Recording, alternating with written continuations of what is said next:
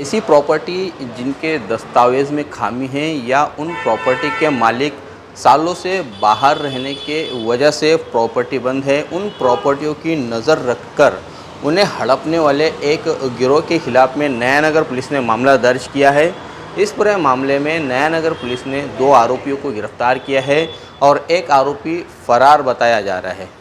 क्या है पूरा मामला, आइए पहले हम जानते हैं शिकायतकर्ताओं से, जिन्होंने नयानगर पुलिस थाने में इस पूरे संदर्भ में इस फर्जीवाड़े के खिलाफ में शिकायत दर्ज कराई और उसकी एफआईआर होने के बाद में उन्हें अब न्याय मिलता हुआ दिखाई दे रहा है।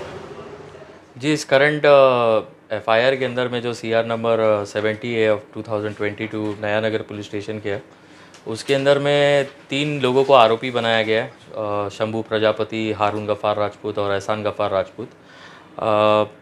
हारून और एहसान राजपूत के ऊपर में पहले भी कई सारे शिकायतें और एफआईआर इनके ऊपर में, और एहसान के ऊपर में अगर आप देखेंगे, इनका 90s से इनका क्रिमिनल बैकग्राउंड शुरू होते आ रहा है, जिसके अंदर में आप arms act, molestation, physical assault, cheating, forgery से लेके जितने भी टाइप के क्राइम्स आप देखोगे, इनके ऊपर में बहुत सारी एफआईआर इनके ऊपर में दर्ज। इनकी स्टोरी ऐसे स्टार्ट होती है कि जैसे ये यहाँ के कुछ रसूखदार लोग हैं नयानगर के, इनके यहाँ पे एज अ बतौर प्यून बन के आए थे काम सीखने के हिसाब से सारी चीज़ें करते हुए। धीरे धीरे इन्होंने कैसा है कि बिना 1 रुपया कमाए इन्होंने बहुत सारी प्रॉपर्टी मीरा भाईंदर के परिसर के अंदर में इन्होंने बना दी है। अब ये प्रॉपर्टी कैसे बनाते, इन्होंने कैसा है कि सिस्टम के कुछ लूप होल्स है जिसको इन्होंने डिस्कवर करके रखा है। जैसे इनके पास में सबसे ज़्यादा अगर आप देखेंगे तो इनके पास में लेट 90s के स्टैम्प पेपर का अच्छा खासा स्टॉक है। कौन सा एडवोकेट अगर जिसकी डेथ हो चुकी है, नोटरी एडवोकेट हो गया और जितने भी वेरीफाई करने वाले एडवोकेट्स हो गए, तो इनके पास में इनके रबर स्टैम्प है और सारे इक्विपमेंट्स इनके पास में रेडी रहता है। इनका मोडस ऑपरेंडी ऐसा है कि यदि अगर मीरा भाईंदर के परिसर के अंदर में कोई भी ऐसी प्रॉपर्टी है जिसमें 8-10 साल से वो खाली पड़ी है, उसके अंदर में ओनर नहीं आ रहा है या किसी भी रीजंस के हिसाब से अगर वो बंद पड़ी है, तो उसको सिर्फ इन्फॉर्मेशन बताने वाले को ये कम से कम नहीं बोल के 25,000 का इनाम देते। उसमें उनको ओनर भी जानने की ज़रूरत नहीं, क्योंकि इनकी बहुत ही बढ़िया सेटिंग है रजिस्ट्रेशन ऑफिस के अंदर में, जिससे उसकी कॉपी निकाल लेते। कॉपी निकालने के बाद में जो ओरिजिनल सेलर है, बायर है, जो चेन जो सारी चीज़ें उसके ऊपर में अच्छा खासा रिसर्च वर्क करते और उनके सिग्नेचर्स को फॉर्ज करते। एक इन्होंने इतना तरीके से ये काम को अंजाम देते कि हमेशा इनके मोडस ऑपरेंडी में एक थर्ड पर्सन रहता है। डायरेक्ट इनके पास में सेल नहीं होती कोई भी प्रॉपर्टी, एक थर्ड पर्सन को खड़ा करते, उसके नाम पे पावर बनाते, पावर बनाने के बाद में खुद रजिस्टर करके देते हैं। और इनकी ऐसी एक प्रॉपर्टी नहीं है जिसके अंदर में इन्होंने, जो हमारे थाने रूरल पुलिस ने जो एक पोर्टल चालू किया था लॉस्ट एंड फाउंड का, उसका मिसयूज़ और उसको एक्सप्लॉइट नहीं किया हो।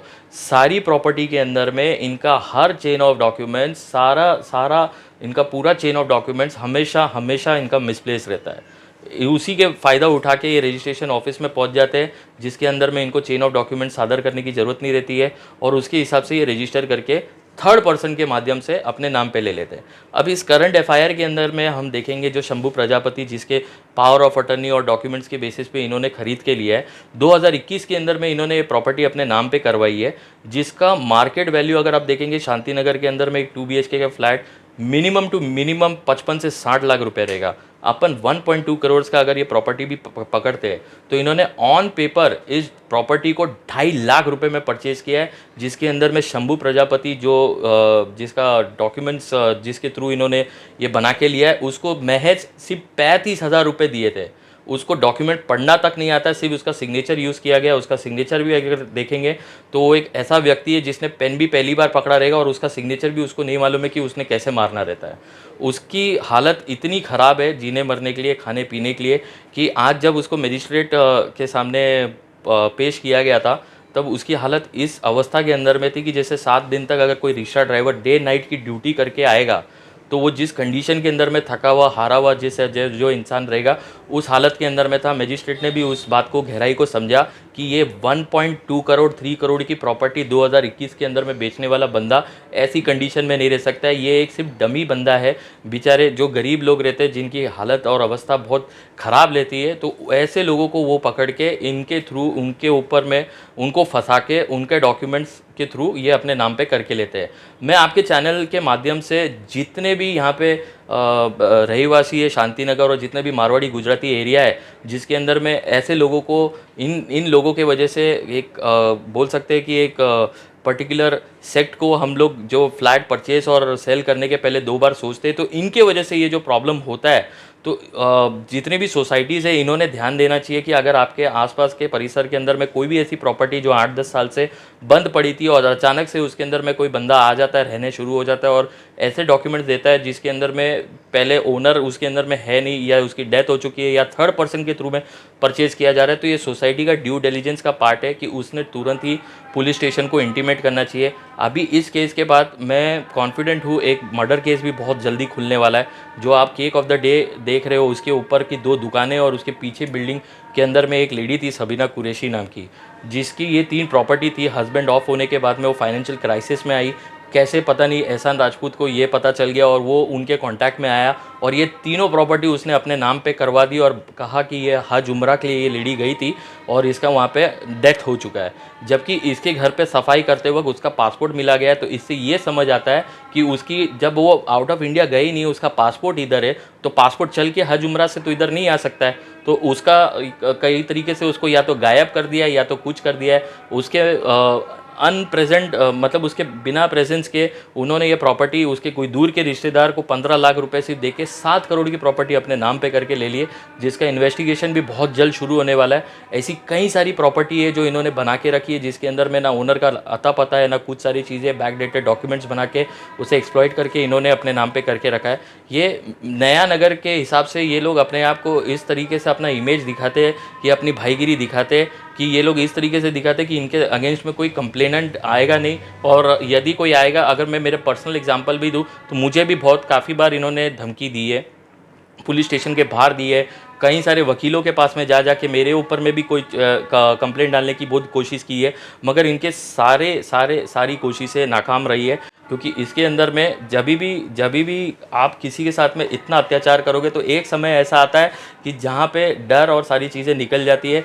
मैं तो कभी इनके दबाव में आया नहीं, और अगर इनकी भाईगिरी है तो मेरे को इनके नाम के आगे से भाई हटाने का बहुत अच्छे से आता है और मैंने वो जिम्मा उठा रखा है। तो जितने भी लोग अगर इनकी प्रॉपर्टी के ये फर्जीवाड़ा के अगर कोई भी शिकार है तो वो नया नगर पुलिस स्टेशन या कमिश्नर साहब के साथ में पास में अप्रोच करके वो इस चीज़ को रिपोर्ट कर सकते हैं। ये जो इनका मोडस ऑपरेंडी है उस मोडस ऑपरेंडी में या किसी और ने भी अगर कुछ किया रहेगा तो आप ये तुरंत चीज़ को रिपोर्ट कीजिए, क्योंकि इस चीज़ को होते देखना भी एक टाइप का क्राइम है। पहले हमारे यहाँ पे थाने ग्रामीण हुआ करता था, बट कमिश्नरेट आने के बाद में कई सारे लोग इसके चीज़ों के अंदर में अवेयर हो चुके हैं और उनकी कंप्लेंट के ऊपर में अभी तुरंत सुनवाई होती है। इसके अंदर में आप देख सकते हो कि एहसान गफ़ार राजपूत और हारून गफ़ार राजपूत दिल्ली के लिए रवाना हो रहे थे। जैसे उनको एफआईआर के बारे में पता चला, पता नहीं ये डेली पुलिस स्टेशन में राउंड मार के इनके पास में इंफॉर्मेशन पहुँच जाती है। एहसान राजपूत ने तो अपने सगे भाई तक को रेलवे प्लेटफॉर्म पर छोड़ के खुद भाग गया था, तो इसी की वजह से सिर्फ हारून राजपूत अरेस्ट हो पाया। और मुझे पूरा विश्वास है पुलिस प्रशासन के ऊपर में। ये मुंबई पुलिस की तारीफ होती थी, मैं तो बोलता कि वसई मीरा भाईंदर वसई विरार पुलिस भी नंबर 1 पुलिस है। और कमिश्नर सदानंद दाते साहब का ये जो कार्यकाल है इसके अंदर में कोई भी क्रिमिनल किसी भी तरीके से कोई भी फर्जीवाड़ा या इस तरीके से अगर कोई प्रॉपर्टी हथिया लेता है तो वो सक्सेसफुल नहीं हो पाएगा। मेरे पास कुछ पब्लिक आई थी जिन्होंने मुझे ये सारा फर्जीवाड़ा बताया, पर वो लोग सामने आने से डरते हैं, उन्होंने अपना नाम बताने से मुझे मना किया है। ये फर्जीवाड़ा ऐसा है कि सबीना कुरैशी नाम की एक औरत थी जिनकी प्रॉपर्टी थी 2 दुकानें और 1 फ्लैट। बहुत साल से वो प्रॉपर्टी बंद थी। अचानक से पता चलता है कि वो औरत गायब हो गई और इन्होंने वहाँ पे डॉक्यूमेंट्स वहाँ पे जमा करा के, फ्रॉड डॉक्यूमेंट जमा करा के उस प्रॉपर्टी पे इन्होंने कब्जा ले लिया। मेरे पास जो लोग हैं उनका ये कहना था कि उस औरत को भी इन्होंने या तो मर्डर कर दिया है या उसको गायब कर दिया या उसके साथ में कुछ गलत हुआ है, जिसकी छानबीन होनी चाहिए और सच झूठ का पता चलना चाहिए। उसके लिए मेरे पास लोग मदद मांगने आए थे, जिसकी वजह से मैंने सीपी साहब, नया नगर पुलिस स्टेशन, डीसीपी साहब, सबके पास मैंने गुहार लगाई। और मैं चाहता हूँ कि इसका जो भी सच झूठ है वो सामने आए और जो ये लोग जो फर्जीवाड़ा कर रहे हैं इनके ऊपर सख्त से सख्त कार्रवाई की जाए। ये एहसान राजपूत नाम का एक शख्स है और उसकी टीम है। मोडस ऑपरेंडी तो इनकी ऐसी है कि इनको अगर कोई भी फ्लैट खाली मिल जाए, बंद फ्लैट जो बहुत सालों से बंद है, तो उसके डॉक्यूमेंट्स पता नहीं कहाँ से ये लोग मैनेज करते हैं, बैक डेटेड में जाके उसका रजिस्ट्रेशन करते हैं और रजिस्ट्रेशन करने के बाद में उस प्रॉपर्टी को इलीगली वो लोग कब्जे में लेते हैं। अब शक की बात ऐसी है कि ये जिस लेडी की बात कर रहे हैं, सबीना कुरैशी, ये बताते हैं कि वो हज पे गई थी और हज पे वहाँ पे उसके साथ में कुछ गलत हो गया, वो वहीं पे उसकी डेथ हो गई। अब चीज़ ऐसा है कि जो फ्लैट जो उस लेडी का था, जब उस फ्लैट की छानबीन कर किया गया तो उस फ्लैट के अंदर उसका पासपोर्ट मिला। अब जो लेडी हज पे गई है तो पासपोर्ट उसका यहाँ है, तो ये ऐसी बहुत सी चीज़ें हैं जो मैं अभी डिस्क्लोज खुद नहीं कर सकता। मैंने सीपी साहब के पास तो सब जगह मैंने रिटर्न कंप्लेंट दी है। अब इसकी छानबीन हो और सच और झूठ पता चले, क्योंकि ये जो ग्रुप है इसने ये एक प्रॉपर्टी नहीं है, अभी हमको ऐसा पता चल रहा है कि इन्होंने बहुत सारी ऐसी प्रॉपर्टीज़ इलीगली हत्याई है। ये 1 साल पहले मार्च 31 2021 के अंदर ये मैंने कंप्लेंट दी थी ट्रेस पास की, तो उसके ऊपर मतलब कोई मतलब सुनवाई नहीं हुई थी। फिर मैं सीपी साहब के को मतलब मोबाइल से मतलब अपने फ़ोन किया और वो सीपी साहब ने मेरी मदद की। हमारे रिश्तेदार है 3 फ्लैट नंबर 301 9 आकांक्षा Shanti Nagar cooperative housing society में 301 और 304, ये 2 फ्लैट मेरे रिश्तेदार के हैं और वो रिश्तेदार मुरादाबाद में रहते हैं। उनका देख रेख मेरे इसमें जुम्मे था। और ये एहसान राजपूत, हारून राजपूत, ये फ्रॉड डॉक्यूमेंट्स वगैरह बना करके और इन लोगों ने मतलब सोसाइटी के सामने ला करके दे दिया और मेरे को धमकाया कि भाई ये 10-10 लाख रुपया लो और आप हट जाओ। तो मैं अपने भाइयों से मतलब बताया कि मतलब ये देखो ऐसा ऐसा है, तो उन्होंने बोला कि नहीं ये गलत, मतलब इन लोगों ने दस्तावेज मैंने कुछ नहीं दिया हूँ और इन लोगों ने फर्जीवाड़ा मतलब करके ये डॉक्यूमेंट्स वगैरह बनाया, कब्ज़ा कर लिया उसमें। मतलब वो उनकी अवैध मतलब उन लोगों ने उनकी फैमिली वगैरह ला कर के रख दी, उसके भाइयों को ला के रख दिया, उसके साले को ला के रख दिया, उसके रिश्तेदारों को ला के मतलब अलग अलग फ्लैट में, दोनों फ्लैट में। और हमको बोला कि मतलब मेरे को आज भी वो धमकी देता है कि भाई मैं तेरे को मतलब ऐसा कर दूंगा वैसा कर दूंगा क्या। और वो आज भी मतलब पुलिस हिरासत से भागा हुआ है। मैं बहुत मतलब खुश हूँ कि मतलब जैसे कि पुलिस वालों ने जो जिलानी साहब और काफ़ी मतलब पुलिस वालों ने, डीसीपी साहब, इन लोगों ने मतलब मेरा सुनवाई की और इन्होंने मेरे को हेल्प किया, बहुत अच्छी मदद की इन्होंने। और इस फर्जीवाड़े को मतलब रफा दफा करने का ये किया है और मेरी मदद उसमें कर रहे हो। ये थे शिकायतकर्ता जिनका मानना है कि पुलिस ने इस पूरे मामले में जो एफआईआर दर्ज की है और जिस तरह से अब कार्रवाई की है, इसके चलते वे काफ़ी संतुष्ट है और वो धन्यवाद भी व्यक्त कर रहे हैं नया नगर पुलिस का, एमबीवीबी पुलिस का, कि अब उन्हें कहीं ना कहीं इंसाफ ज़रूर मिलेगा। आइए अब हम जानते हैं क्या कहना है सेकंड पीआई सैयद जिलानी का इस पूरे मामले में।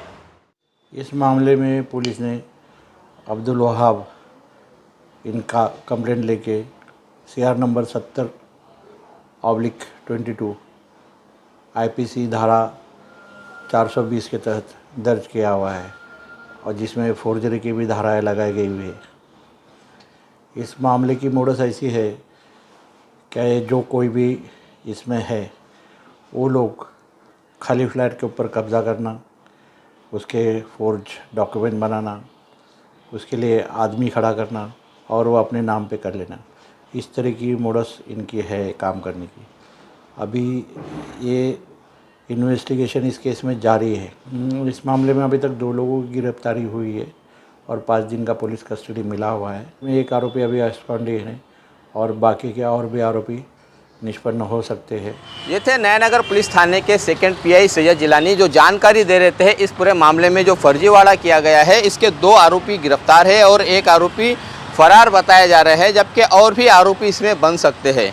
जिस तरह से शिकायतकर्ता ने दावा किया है कि एक प्रॉपर्टी को हड़पने के लिए, उस पर कब्जा पाने के लिए इन लोगों ने एक महिला को गायब कर दिया है, तो ये बहुत बड़ा जांच का विषय है पुलिस के सामने के शिकायतकर्ता के दावों में कितनी सच्चाई है। उसकी तह तक जाने के लिए, उसकी गहराई तक जाने के लिए पुलिस को खासा मेहनत करना पड़ेगी। और अगर ये मान लिया जाता है कि शिकायतकर्ता ने जो दावा किया है कि एक महिला का कत्ल किया गया है, तो ये बहुत बड़ा रैकेट यहाँ पर खुलने की भी संभावना को नकारा नहीं जा सकता है। आप देख रहे हैं कैमरामैन आरिफ कुरैशी और साबिर शेख के साथ ऑन रिकॉर्ड मीरा भाईंदर। धन्यवाद।